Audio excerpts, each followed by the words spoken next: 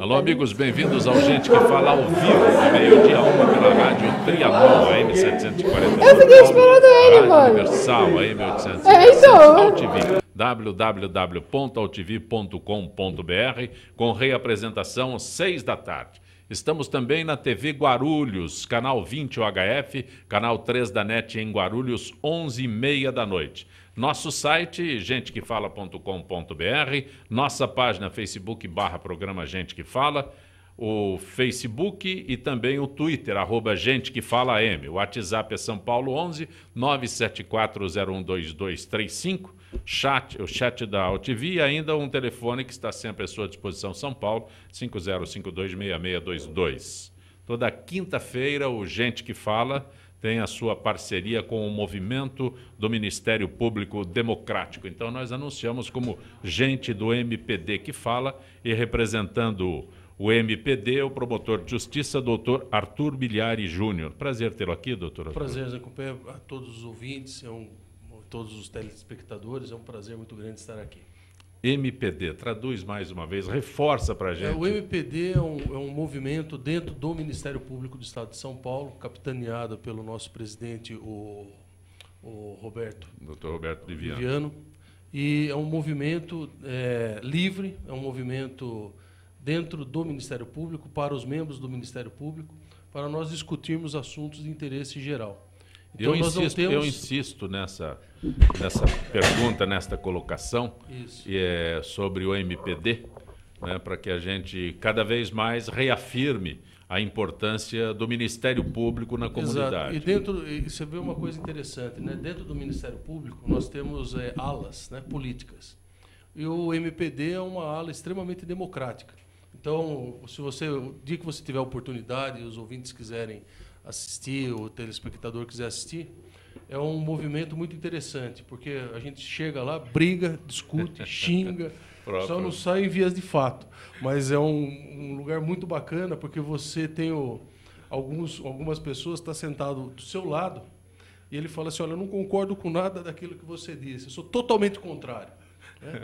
E sai a briga lá, essa é a discussão, é muito bacana. É assim que se chega a um consenso. Por isso que nós somos democráticos, né? Nós respeitamos a opinião alheia. Ricardo Gamal, que é empresário, prazer tê-lo aqui, Ricardo. Zé Copé, é um grande prazer estar aqui com os dois que estão nos acompanhando. É um prazer falar com seus ouvintes e teleouvintes, né? E quero reforçar aqui o que disse o doutor Arthur Migliani, que o MPD, eu já acompanhei, mesmo não sendo promotor ou não sendo advogado, sou economista, acompanhei já uma ou duas reuniões, é muito, muito interessante, né? E eu costumo dizer que quando todos pensam igual, ninguém está pensando. Então, das contradições de ideias é que surgem as soluções também, né? O senhor então, é economista e empresário, desculpe interrompê-lo, mas a sua participação na Fiesp, o senhor é de uma das diretorias da Fiesp. Sim, participamos lá na diretoria da micro pequena empresa, micro pequena indústria e média indústria da Fiesp. São 95% das indústrias do Estado de São Paulo, na verdade. Então, é uma participação muito efetiva. O nosso diretor titular, Milton Bogos, é muito atuante, né, junto aos interesses das micro e pequenas empresas, que são as que geram o maior número de empregos, na verdade, em todo o Estado de São Paulo. Interessante essa observação, e eu insisto aqui também, micro, pequena e média empresa. Quando a gente fala empresa, a gente tem a noção de que são aquelas gigantescas empresas que fazem a economia. A gente, nesse momento, nem se lembra das ramificações que sustentam esta grande empresa. Quando o senhor diz que representa 90%... 95% das indústrias do Estado de São Paulo são micro, pequenas e médias indústrias. É importante reforçar que muito da política econômica que é feita muito mais para o grande capital, né, as grandes indústrias ou os grandes bancos, esquecendo que o reforço das microempresas, das microindústrias, realmente é muito mais importante, né? Onde gera um emprego mais criativo, é onde o empresário realmente tem que se superar para conseguir sobreviver na economia brasileira. Deixa eu aproveitar e trazer aqui para debate, para discussão, um assunto que está na pauta todos os dias, já que nós temos um empresário e alguém do Ministério Público, é a discussão sobre doações de pessoas jurídicas a campanhas. Comissão especial que discute a reforma política no Senado apresentou proposta para limitar doações eleitorais de pessoas jurídicas a candidatos. Pelo texto, né? A doação de cada empresa não poderá exceder 7% do total de gastos de campanha de cada candidato, um percentual que seria calculado com base no teto de gastos. Então, eu aproveito o empresário e um integrante do Ministério Público para que a gente possa discutir isso, doutor Arthur. Bem, eu tive a oportunidade de participar de 3 campanhas eleitorais como candidato. Deputado federal, deputado estadual e depois a prefeito. E não recebi nenhuma doação de campanha de empresas, apenas de pessoas físicas ou familiares. E foram campanhas extremamente pobres. Haja visto que você vê aí as campanhas multimilionárias que existem. Eu, particularmente, sou totalmente contra a doação de campanha pela empresa, porque a empresa ela não vota. Quem vota são os empresários e os empregados. E se você tem uma válvula aberta para que a empresa doe dinheiro para a campanha, não vai ser de graça. Não vai ser pelos lindos olhos verdes do candidato que se vai se dar dinheiro para a campanha. O que se faz é aquilo que nós estamos vendo aí na Lava Jato e que o diretor da Petrobras falou. É um jogo do toma lá, dá cá. E você tem um valor inicial que você antecipa para depois conseguir o contrato quando o sujeito for eleito. É o toma lá, dá cá. Eu sou visceralmente contra. Se você quer doar, você doa para a pessoa física, para o candidato. E não como acontece hoje, porque são para os partidos políticos. Evidentemente que quem faz a lei não somos nós, quem faz a lei é o Congresso Nacional, e o Congresso Nacional, evidentemente, tem o seu interesse maior em conseguir que empresas façam doações. Então, seria o legislar em causa própria? Com certeza. É lógico que é o legislar em causa própria. Agora, nós temos aí uma situação em que o Supremo Tribunal Federal está para decidir a respeito desse assunto. Já tem 6 votos, se eu não me engano, 5 votos contrários, e estava com vista para o ministro Gilmar Mendes não aprovar a doação por pessoas jurídicas.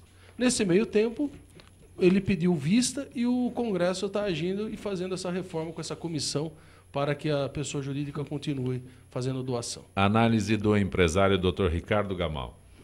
Eu mesmo, como empresário, eu corroboro as palavras do Dr. Arthur Miliani. Creio que a doação de empresas, sejam elas pequenas, médias ou grandes, seja impróprio para as eleições. Né? Porque vejo que o que tem acontecido no país é uma sucessão de políticas econômicas voltadas às empresas doadoras de campanha e alguma concessão social à população, votante principalmente. Né? Então essa combinação, ela é nefasta, ela é contraprodutiva para o país. Né? Eu acho que, inclusive, em relação à doação para campanhas de pessoa física, deve existir um limite bem baixo para isso. Né? Ou seja, acho que a união das pessoas é que deve formar os seus legisladores e seus executivos de governo. Ricardo, doutor Arthur, tem um detalhe quando se fala em doação de campanha. O Tribunal Eleitoral... Eu estou vendo que na lei aqui é interessante o Brasil, né?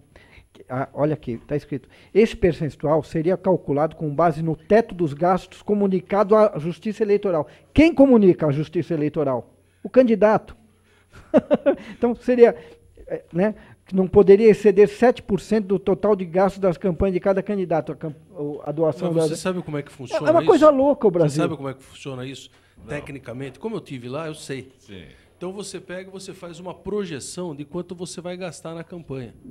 Então eu falo assim, olha, eu vou gastar com a minha campanha 40 milhões de reais, ou 100 bilhões de reais.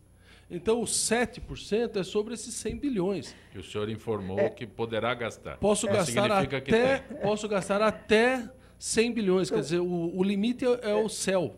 Isso. Então, você não tem um valor. Então, cada candidato... São leis feitas realmente para não mudar nada. É uma loucura. Doutor Arthur, doutor Ricardo. Eu nem acreditei quando li isso aqui. Porque é o seguinte... É uma verdadeira pegadinha. Doutor Arthur foi candidato. Isso. Então, quando ele vai prestar contas... doutor, vou usar nós três aqui que estamos apresentando, participando do programa, né? O doutor Ricardo vai fazer uma doação para o doutor Arthur, campanha do doutor Arthur. Aí, R$1.000. Eu, do tribunal, quero saber se na conta dele existe a disponibilidade desses R$1.000. É a terra do faz de conta. Sim, sim. A terra do faz de conta. A semana passada nós... Mas é uma conta irreal. Eu tenho que fiscalizar se ele está doando o que ele tem. O que ele tem, e o limite dele. Ele tem um limite. Sim. Né? Então, antigamente você tinha um valor, se eu não me engano, eram 2% para pessoa jurídica e 10% para pessoa física do imposto de renda. Sim. Então, quer dizer, você tinha os valores irreais. Aí o que você faz? Você tem uma conta específica eleitoral, né, nome do candidato. Você faz a doação com cheque nominal, depósito ou transferência bancária. E aí você fica com o valor. Ah, bacana. Aí você vai fazer as contas. Mas não é assim que funciona. Não é assim que funciona. Assim que não funciona. Isso daí é a terra do faz de conta. Fazemos de conta que estamos fiscalizando. Fazemos de conta que estamos fazendo tudo dentro da lei. E não é assim. E o dinheiro roda solto por aí, daí você vê dólar na cueca, você vê dinheiro em milhões e milhões rodando por aí. Dr. Arthur Miliari Júnior é promotor de justiça, o Dr. Ricardo Gamal é economista e empresário participando desta edição de Gente que Fala. E a discussão da maioridade penal, ou a redução da maioridade penal. Voltando ao Congresso, Dr. Arthur, eles não se entendem. Então, aprova, não aprova, a comissão aprova, vai em discussão, não se discute. Então, ontem teve uma artimanha, um artifício, recursos que alterou tudo. Agora é só para crime hediondo, não é mais para crime hediondo. Vamos chegar a um... Eu não vou nem perguntar se vocês concordam ou não com a redução da maioridade penal. Bom, o que o Congresso está fazendo é a terra do faz de conta de novo, né? Porque em todos os sistemas que existem no mundo, ou você tem uma responsabilidade da pessoa por uma certa idade, ou você deixa ao livre-arbítrio do juiz. O sistema do common law, quer dizer, o sistema do direito americano, o sistema inglês, eles têm um certo arbítrio deixado à disposição do juiz. Não sei se o telespectador se lembra, o ouvinte se lembra, se vocês se lembram, que uma certa ocasião, dois meninos, um de 13 e outro de 12 anos, lá na Inglaterra, sequestraram um menino no shopping, de 2 ou 3 anos, mataram aquela criança. Você lembra? Sim, foi filmado e tal. A primeira pergunta que o juiz inglês fez para os meninos é: vocês têm internet na sua casa? Vocês têm telefone celular? Vocês têm contato com o mundo exterior? Sim, sim, sim. Então vocês vão responder como pessoas aptas a receber a punição. Foi assim que ele decidiu. Então a pessoa tem discernimento, e todos nós temos discernimento suficiente, e hoje com uma idade muito mais próxima da infância. Então você pega hoje uma criança de 4, 5 anos, já sabe mexer na internet. Você pega uma criança hoje de 8, 10 anos, tem e-mail, quer dizer, você não tem mais telefone, né? Eles têm e-mail, eles têm WhatsApp, tem as redes sociais. Então você tem hoje muito mais informações do que aquela que é do nosso Código Penal de 1940. Eu me lembro que uma ocasião umas pessoas estavam falando sobre a Copa de 1958, e o pessoal foi pescar, esses meus amigos mais antigos foram pescar no Mato Grosso. 58. E o pessoal lá do Mato Grosso não sabia nem o que era a Copa do Mundo. Não tinha contato, já tinha ocorrido a Copa do Mundo no Brasil. As pessoas já de certa idade. Hoje, você assiste um acontecimento do outro lado do mundo... Nós assistimos a Copa do Mundo de 2002 ao vivo. Direto. Exato. 2014 também aqui. Sim, então, sim. qualquer lugar. Você está do outro lado do mundo e você está plugado, você está 100% antenado com o que está acontecendo. Então, é este o nosso mecanismo atual. A pessoa tem discernimento? Tem. A pessoa sabe o que está fazendo? Sabe. E aí tem que responder. Por isso que eu sou totalmente favorável à redução da maioridade penal para 16 anos. Doutor Ricardo? É um assunto controverso. Veja, qual é o nome que damos à justiça? Justiça. Certo? Sim. Então, o que é justo? Mas justiça não tem a ver com lei. Não. Tem uma diferença. Então, veja, o que é justo? Uma pessoa de 16 anos de idade, é justo ou não ser preso por um homicídio? Essa é a questão. Os que defendem que não se deve fazer a criminalização do menor, dizem que não tem resultados, principalmente no país que tem muitos problemas para educar o menor, e realmente é um problema, né? Dizem que não tem resultados. Mas a questão que eu mais procuro dizer é a questão da justiça mesmo. É justo. Então, os promotores têm debatido isso e a sociedade está debatendo. Eu acho que é justo, num certo sentido, para alguns crimes, você criminalizar um menor de 18 anos, de 16 a 18 anos. É importante até que a sociedade faça. Porém, eu volto a afirmar que aqueles que defendem a não criminalização do menor de 18 anos têm razão no sentido de que a Constituição também precisa dar sua contrapartida. O país precisa dar sua contrapartida aos menores. Qual seja? Que é o que o senhor está dizendo, né? Que é as condições para que os menores sejam educados, né?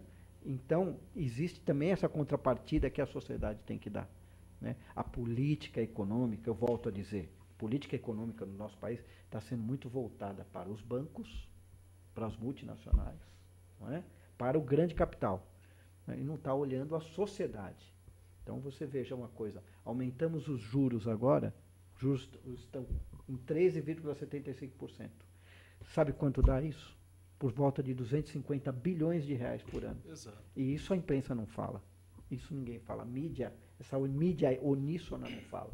Então é importante que, a par de você fazer, do Estado criminalizar um menor de 16 anos, também dar condições às crianças para que não cheguem ao crime. Não é? Então, este lado que fala, vamos dizer, à esquerda, né, também é importante. Né? Você vê uma coisa interessante, né? Você tocou no assunto da punição. O Estado tem que punir ou não tem que punir, nós temos que educar. Concordo plenamente. Mas você tem que impor limites.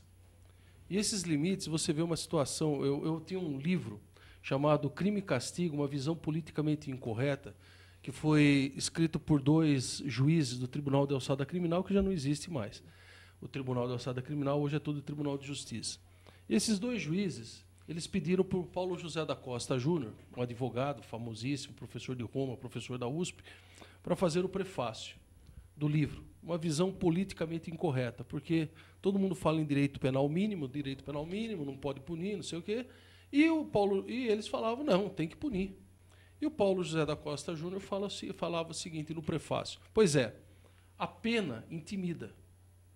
A pena ela não precisa ser alta, ela tem que ser eficaz, tem que ser justa, tem que saber que a pessoa pode ser punida. Eu te dou um exemplo, ele fala no livro. Você está andando numa estrada e tem várias placas de 80 km por hora, mas você está a 110. Quando é que você diminui a sua velocidade? A hora que você dá de cara com o radar.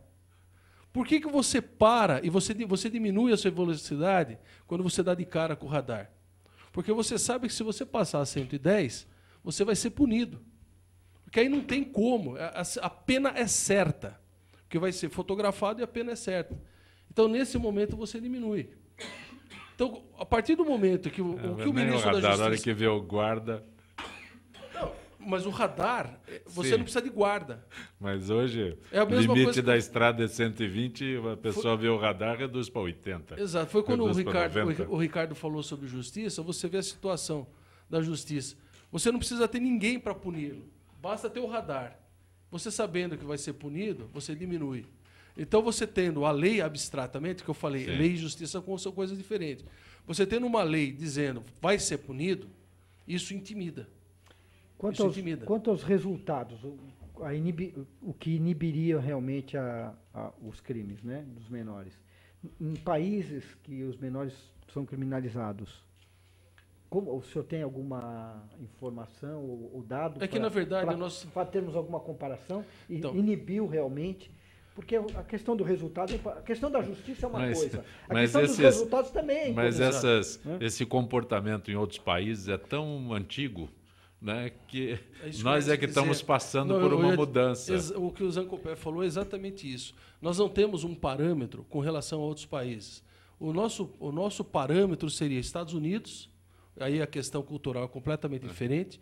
Outro parâmetro, eu estou dizendo pelo tamanho do espaço territorial e a população em si. O outro parâmetro seria a Índia e a China, que são culturas totalmente diferentes. Ou a Rússia. Então, porque nós temos um país continental, com divergências enormes, não como um país como a Suíça, Suécia, Portugal, Espanha, que são países pequenos e a unidade toda, quer dizer... Na América do Sul se compara ao Chile, né? Que tem 12 milhões de habitantes e nós temos 200 milhões de habitantes. E aí, falando sobre a Fiesp, as micro e pequenas empresas, se nós nos comparássemos ao Chile, que é a Suíça... da América do Sul, dado do seu desenvolvimento, seria maravilhoso, né? Só que nós não temos esse parâmetro. Por isso que esse é o problema, de você tentar fazer comparação com realidades diferentes. O Júlio Melo, do Rio de Janeiro, é muito fácil defender a tese da redução quando se tem grana para bancar estudos de qualidade para o filho. Para quem não tem e vive com essas escolas públicas, paciência.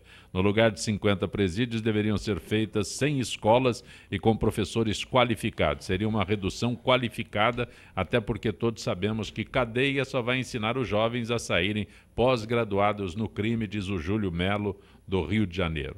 Quem mais aqui? Doutor Gamal, o ministro Guilherme Afife Domingos está fazendo um bom trabalho na pasta? Pergunta Mário Jorge, do Tatuapé. Então, ele tem lutado na questão, principalmente dessa questão de elevar-se as alíquotas mais suavemente para as empresas que estão no Simples, que vai até 3.600.000 reais por ano de faturamento, né?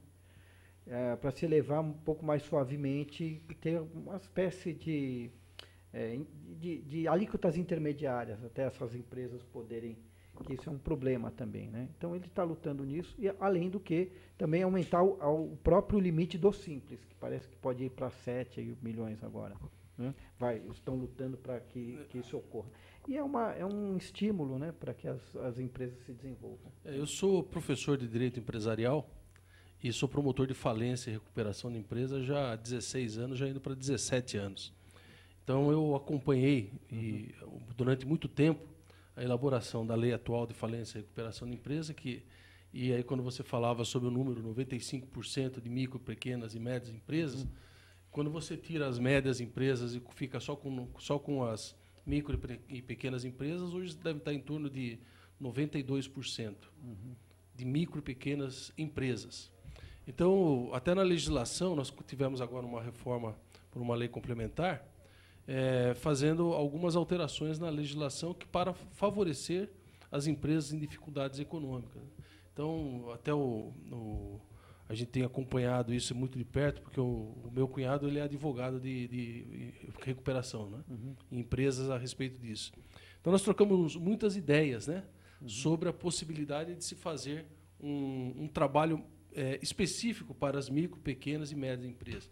E o AFIF tem trabalhado bem, conseguiu a aprovação da Lei Complementar 118 para criar, inclusive, no momento da votação dos planos econômicos das grandes empresas, uma classe específica, né, para as micro e pequenas empresas votar separadamente dos outros grupos.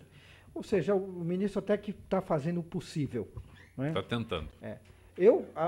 A nossa crítica na Fiesp, da uma boa parte dos empresários, em relação muito mais à política econômica, né?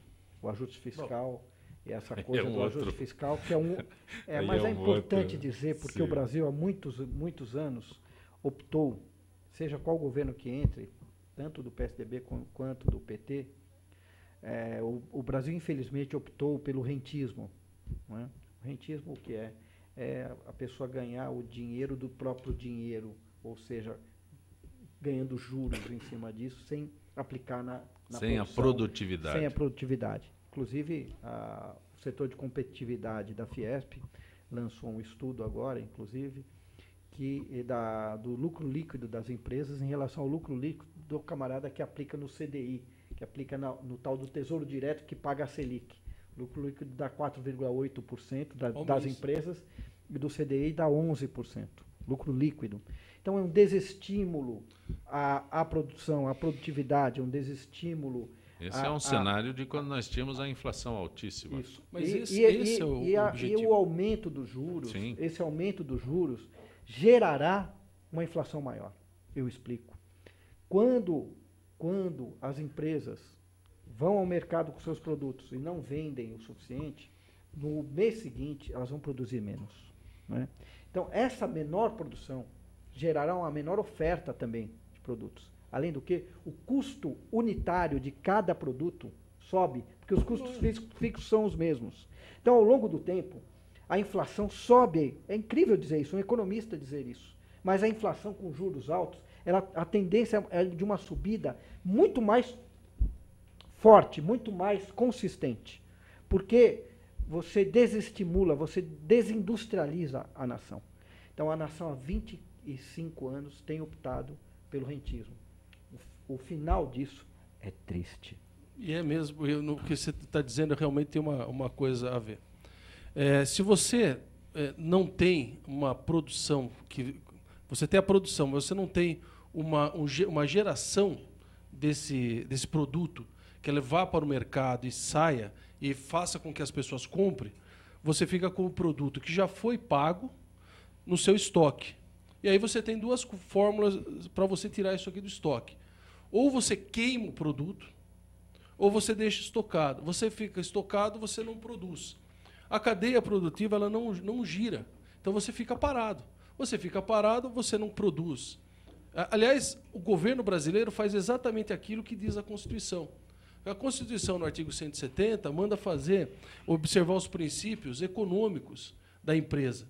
E ele faz exatamente o contrário. Ele gera uma hiperinflação, atrai o capital estrangeiro, não para fazer a produção, não. Ele atrai o capital estrangeiro em cima de papel. A mesma coisa, eu pegar este papel e falar assim, olha, vale 1 milhão. Você coloca nesse papel aqui e mês que vem eu te dou 1.200.000. Quem não quer um negócio desse? Atrai pela volatilidade do mercado. O ministro Joaquim Levy, um homem do setor financeiro, que veio do setor financeiro, e fará uma política econômica naturalmente ligada ao setor financeiro. É natural.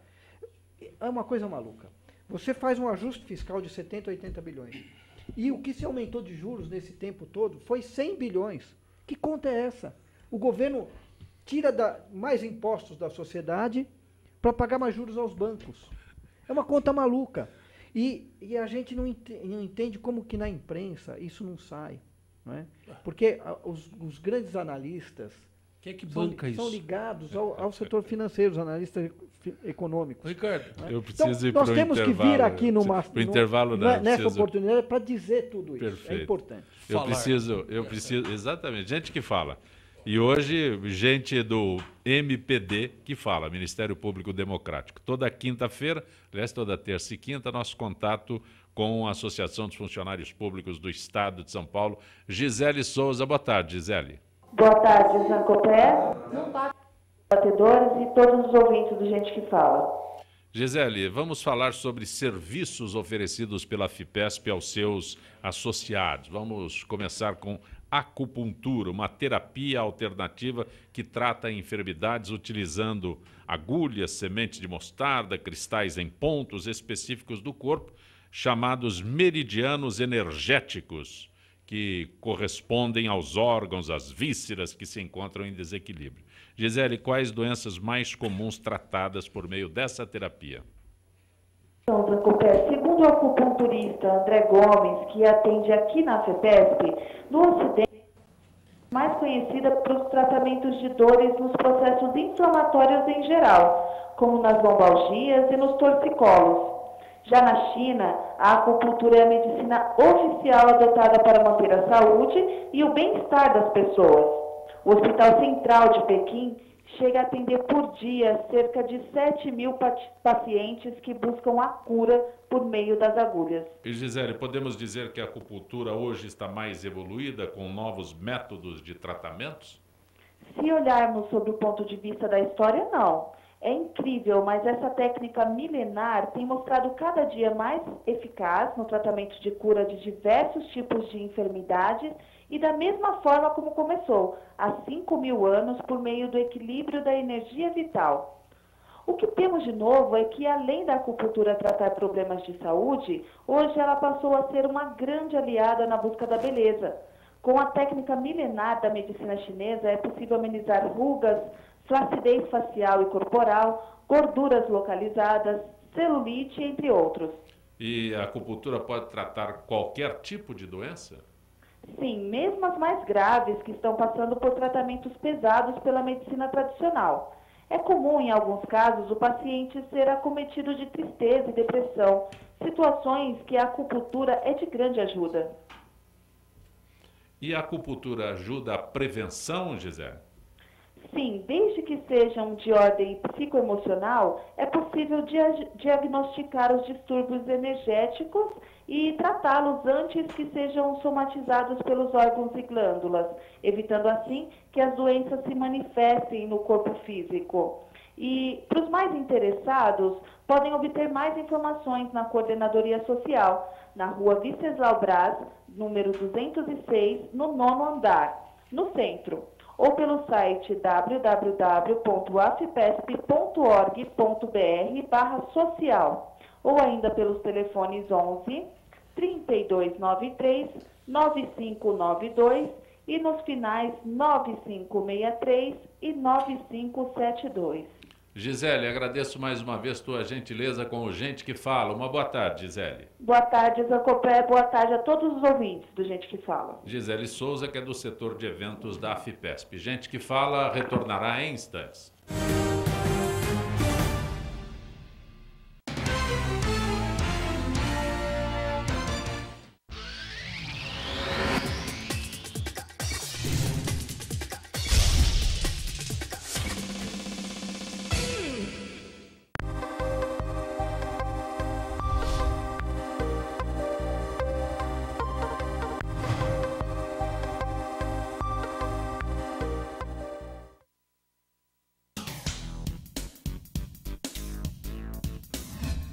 Eu sou Cláudio Longo. Eu, Paulo D'Angelo. E eu sou Tarso Gouveia. Nós apresentamos todas as terças-feiras, às 9 da noite, aqui na altv.com.br, o Família Palestra TV, um programa esportivo onde você sabe de tudo sobre o Palmeiras, aqui na TV da internet.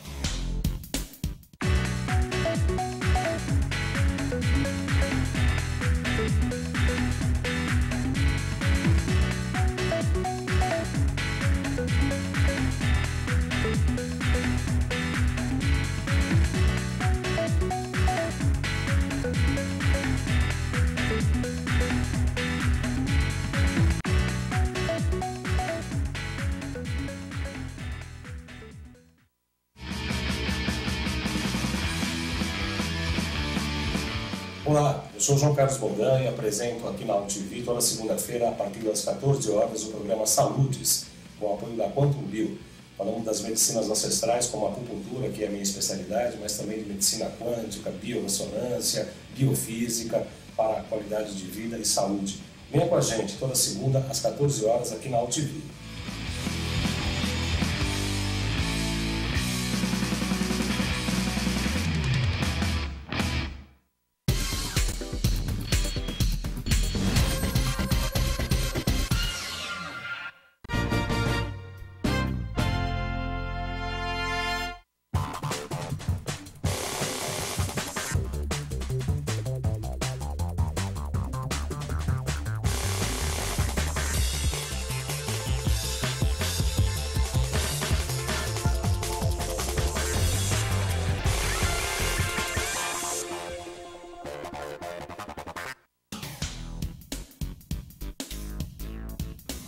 Sim, meus amigos, muito prazer, sou Sérgio Oliveira e estou aqui para lembrar vocês que toda segunda-feira, 9 horas da noite, eu estou aqui na TV da internet com o Futebol Alternativo TV. Sim, Série D, Série C, Copas Estaduais, as divisões de acesso, tudo aquilo que nenhum outro programa esportivo fala, tem a coragem, a capacidade de falar, nós falamos aqui na TV. Toda segunda, 9 horas da noite, só aqui na TV da internet. Tudo tem a ver com alguma coisa. De onde vem a água que a gente bebe? Da torneira. E nada a ver, vem dos rios que nascem da mata. Sabia que a gente só respira por causa das árvores? A árvore respira? Respira. A árvore respira. E o que você tem a ver com isso? Meu ar. Minha água. Minha árvore. Meu ambiente. Mata Atlântica. SOS Mata Atlântica. Mais 25 anos.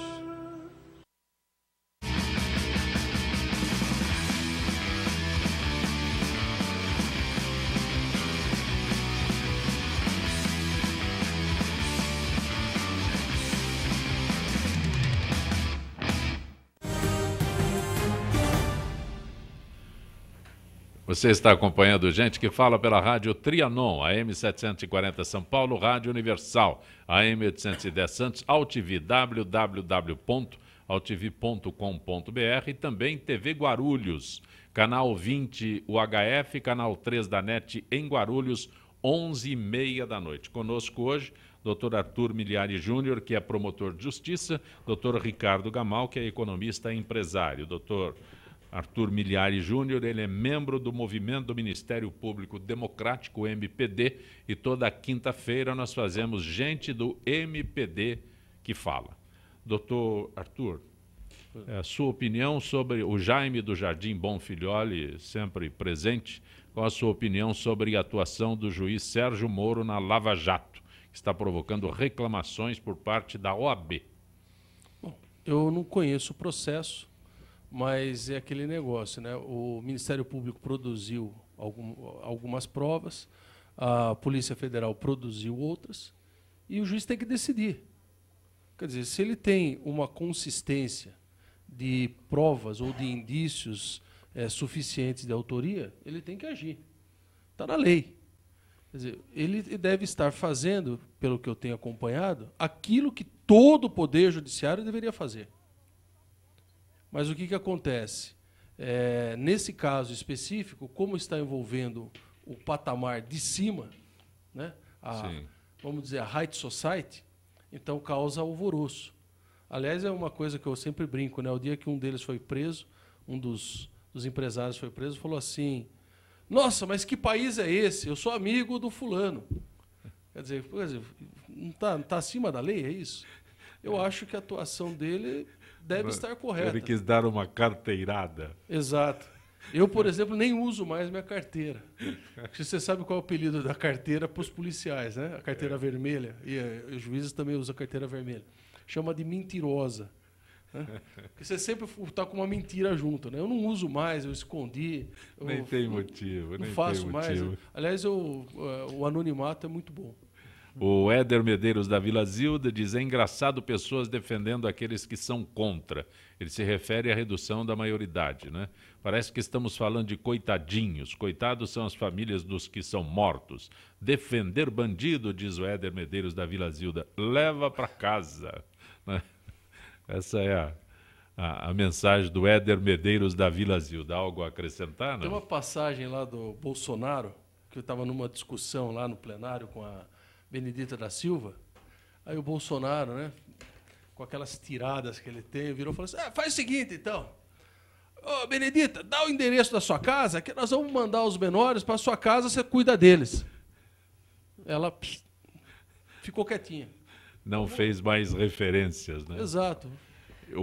Mas a verdade também é preciso ser dita. É preciso dar aos menores também as condições de um país, de uma nação. Porque é fácil criminalizar, mas a nação precisa dar contrapartida também. Ou seja, precisa dar ao menor aquilo que o Arthur estava falando, que é o seguinte. Mas, doutor Ricardo... Você precisa dar condições a ele de perceber também o que é o certo e o que é veja, errado. Ricardo, mas aí nós retornamos à mensagem do Júlio Melo, do Rio de Janeiro, que não importam 50 presídios, importam 100 escolas. 100, mas aí que está. Mas veja 100 bem, escolas. Você só consegue fazer uma mudança quando você tem a ruptura de um sistema. Isso é cíclico. Daí vem a palavra enciclopédia, né? Em ciclos paideia, nos círculos as verdades. Então você vai fazendo, você chega em determinados momentos que aquele sistema que está vigendo, ele esgotou. Então você tem que tomar uma medida drástica. Aí para você nascer um novo sistema. Esse novo sistema, ele vai chegar numa hora, ele vai esgotar. Então nós precisamos fazer uma mudança. Até eu tenho o meu blog e eu já escrevi, nós temos que fazer agora a mudança da Constituição em tempo de paz, que sempre historicamente nós fizemos a mudança da Constituição ou em tempo de guerra ou em tempo de grande movimentação social. Agora, para você educar, nós temos gerações que já estão perdidas. Gerações brasileiras, pelo menos umas 3 gerações, já foram perdidas, porque elas já estão culturalmente ligadas ao crime. Fazem parte do crime organizado. Eles estão dentro da estrutura do crime organizado. Então, nós temos que pegar e tomar uma atitude daqui para frente. Esse pessoal, ele se perdeu. Ele se perdeu e você pode pegar... Ele não é criança de baixa renda, pessoa sem cultura, não. Não. São todas as camadas sociais que está impregnado a cultura do crime. Então, nós precisamos fazer uma mudança. Essa mudança, infelizmente, tem que ser com remédio... O bandido virou mocinho na comunidade. Lógico. Isso é questão de anomia. Né? A anomia, sim. Anomia que é uma situação social em que as pessoas não acreditam no Estado, acreditam na solução prática. Então é que eu digo que o bandido virou mocinho. Virou, exato. O Estado fica vago, né? Exato. Então, o Marcelo de Moema cumprimenta a produção do Gente que Fala, gente do MPD que Fala, diz que era ouvinte do Linha Direta com a Justiça. Linha Direta com a Justiça era apresentado pelo Milton Parron na Rádio Bandeirantes, então mudou a fórmula, e o Marcelo agradece a presença do Ministério Público aqui, porque ele acompanhava frequentemente. Participei muitas vezes. O que eu bato nessa questão é que existem duas coisas diferentes. Uma é a justiça. É justo. E a outra são os resultados. Eu não sei se os resultados serão bons. No primeiro momento, acho que não. O Dr. Roberto Liviano veio aqui já da outra vez e disse que só 2% dos crimes hediondos são cometidos por menores de 18 anos. Ele é visceralmente contra a minha opinião. Sim. Não, isso é que é bom no MPD, não é? Mas é preciso levar em conta também. E levar em conta a contrapartida da sociedade.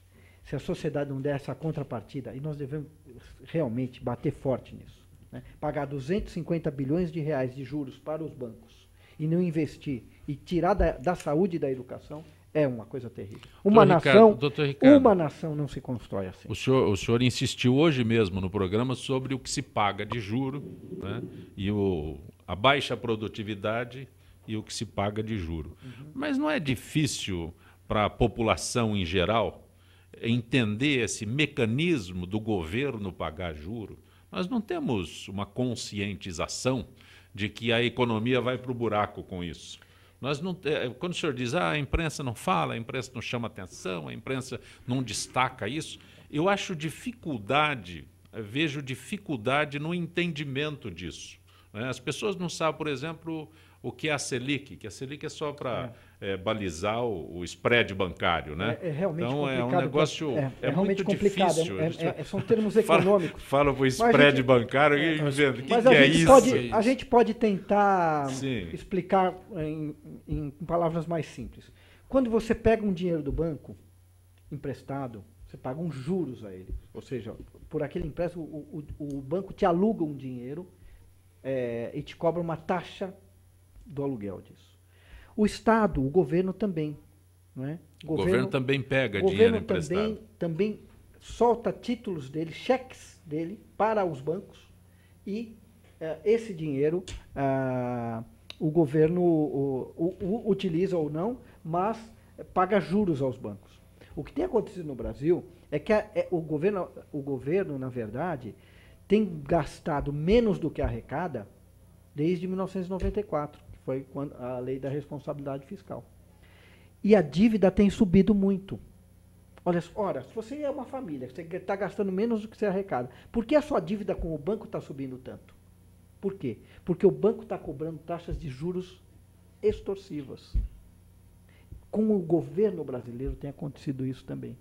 Os juros viraram um problema nele mesmo. Não é? Então a pessoa não consegue mais pagar e o governo também. A dívida vai subindo e o governo é obrigado a cada vez mais pagar mais juros em detrimento da sociedade, de investir na sociedade. Não é?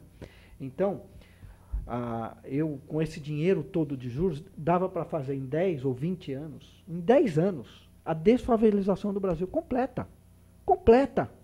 E o problema do crime do crime organizado, principalmente, seria muito menor, seria realmente inibido. Né? Teriam resultados mais efetivos, na minha opinião. Doutor Arthur, Roberto da Vila Sônia, a Fundação Casa consegue recuperar menor infrator?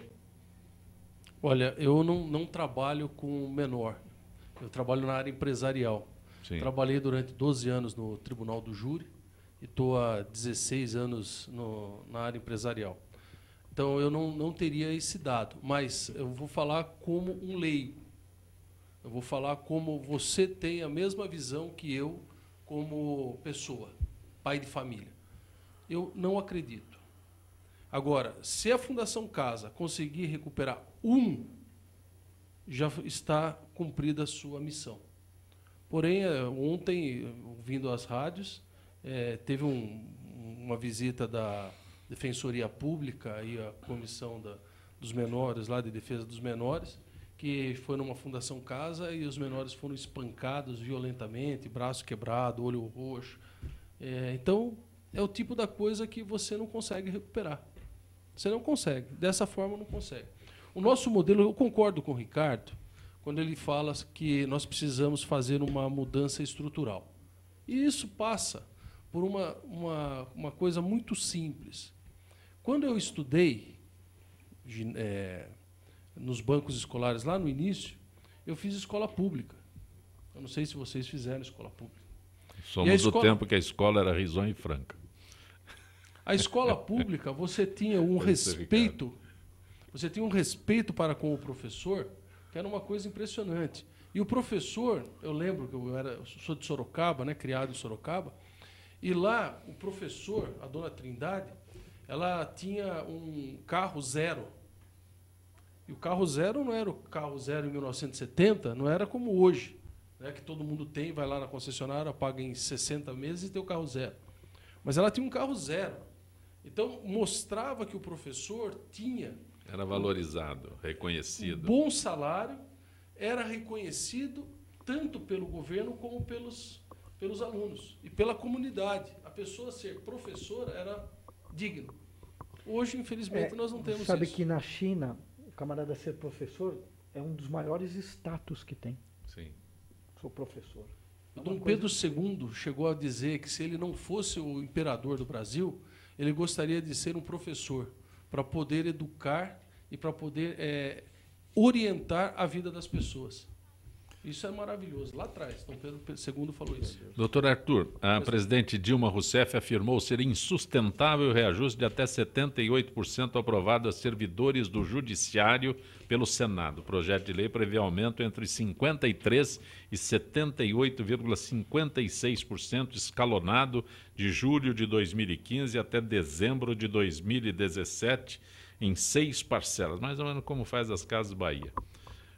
Caso ela opte por vetar, o Congresso deverá analisar esse veto. Tem que vetar.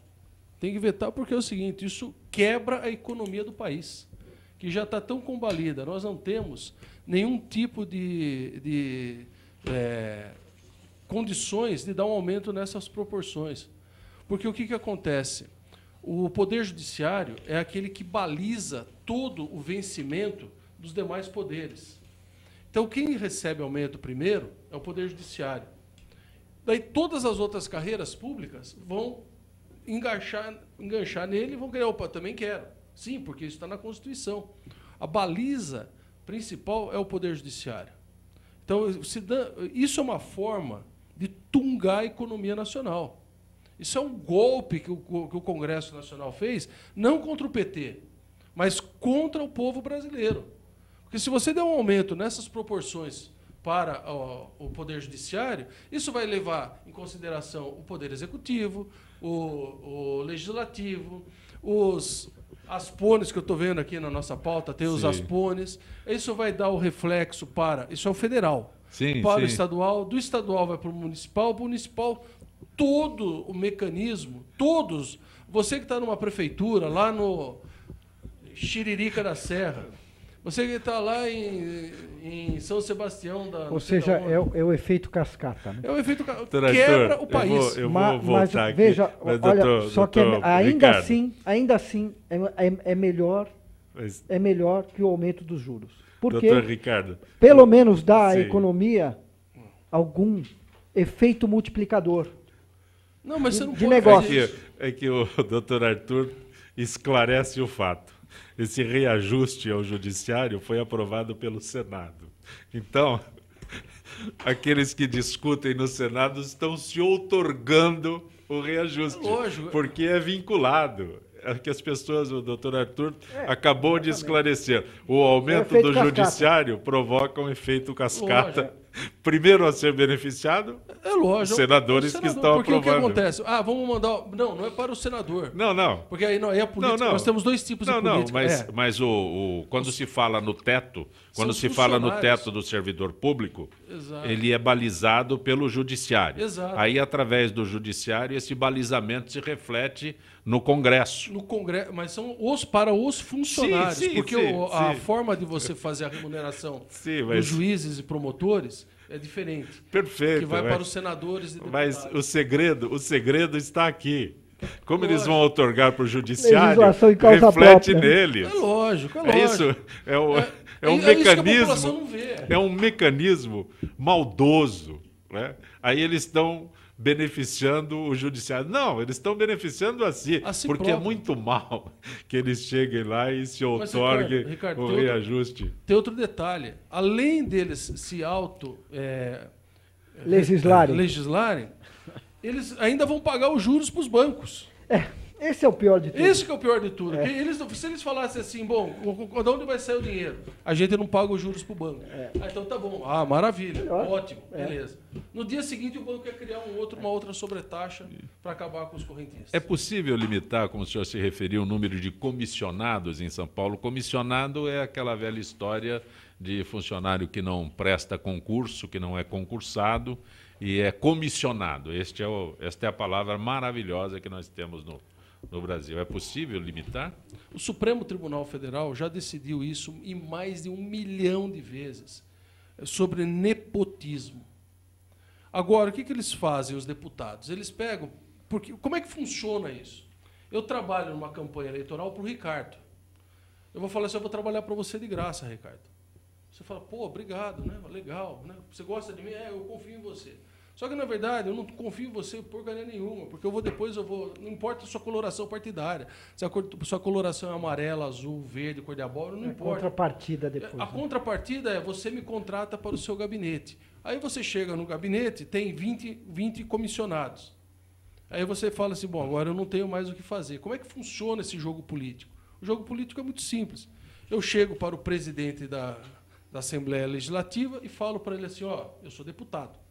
E falo para o presidente, você tem interesse em aprovar o seu projeto, só que você vai ter que me aprovar aqui mais comissionados para o meu gabinete.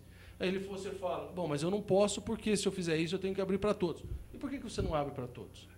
Aí ele chama os líderes dos partidos, quantos comissionados você precisa? Eu quero 10, eu quero 15, eu quero 20, eu quero 30. Eles falam assim, não, vamos fazer 10. Tá bom, vamos fazer 10? Vamos fazer 10. Ah, então tá, maravilha.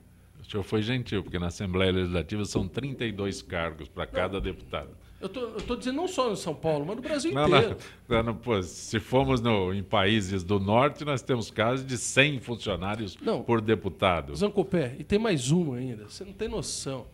O Supremo já decidiu, não pode haver nepotismo. Ótimo, não pode haver nepotismo. Mas sabe o que eles fazem? O Poder Judiciário faz isso. Então o juiz, eu nomeio a mulher do outro juiz para ser perita no processo. Juridicamente, legalmente não tem problema nenhum, mas imoralmente? Aí eu, como juiz, nomeio a outra... Nomeio o meu filho. Sim, Aí eu nomeio o filho do Ricardo. Sim. O Ricardo vai, não é comigo, vai para outro cara. Sim. Faz uma rede de ação, de bons amigos. Um network. Amigos dos amigos. Os amigos dos amigos, tudo. Para os inimigos, dura a letra da lei. O rigor da lei. O rigor da lei. Para os indiferentes à lei, os inimigos, o rigor da lei. Era uma frase do Getúlio Vargas. Sim, né? sim. Eu estou escrevendo um livro que vai se chamar Fórum, onde campeia a corrupção. Maravilha. Que não existe. Não existe. É um livro de ficção. Sim. É um livro de ficção, onde os personagens são fictícios e vai sair tudo da minha cabeça. E a realidade vivenciada. Não é realidade vivenciada. Eu tenho só 38 anos de fórum. Qual é o blog do senhor? Qual é o blog? Como é que acessa? O mais fácil é entrar na internet, é Defensor da Sociedade. Arthur Ou meu Miliari. nome, né? É www. Arthur Miliari, tudo junto. Esse Miliari é Migliari. O Arthur está lá, só que é com TH. O é Arthur. com TH. É. Arthur Migliari, .blogspot.com.br. O Júnior não. Não, só Arthur Migliari. Arthur com TH, Migliari. GL. Ok? GL, exato. Agradeço a tua gentileza de ter vindo ao nosso Gente que Fala. Eu falo demais, né? Muito bom. Ricardo Gamal, bom tê-lo aqui mais uma vez. Prazer estar aqui, grande prazer. É aquela coisa, né? Quando todos pensam igual, ninguém está pensando, então o debate de ideias é muito importante para o Brasil e para o mundo. Estamos chegando ao final desta edição de Gente que Fala, que tem na direção-geral o jornalista Fausto Camunha, a diretora de produção Zenilda Salvato, redação da aniversariante de hoje, Rayala Brandão e Pedro Schiavon. Na pauta, José Carlos Sicarelli, a produção cultural de Ricardo Godoy, na rádio Trianon, Benê, Cléo Rodrigues, Neildo Neres, Ricardo Valim, na direção da UTV, Alberto Luquete, na técnica James Eduardo, Marcelo Fontan, Sérgio Oliveira e Iago Matsumoto. Estaremos de volta amanhã, meio-dia. Gratos, até lá.